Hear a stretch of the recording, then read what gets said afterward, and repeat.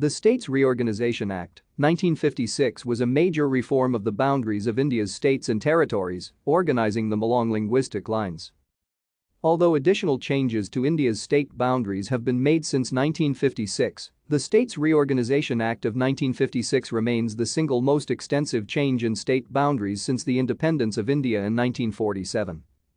The act came into effect at the same time as the Constitution Act, 1956, which restructured the constitutional framework for India's existing states and the requirements to pass the States Reorganisation Act, 1956 under the provisions of Part I of the Constitution of India, Article 3.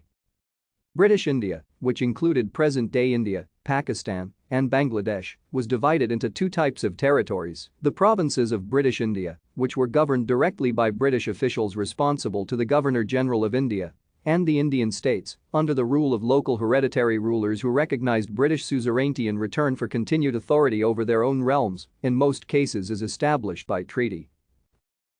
Thank you for watching. Like and subscribe if you would like to view more of our videos. Have a nice day.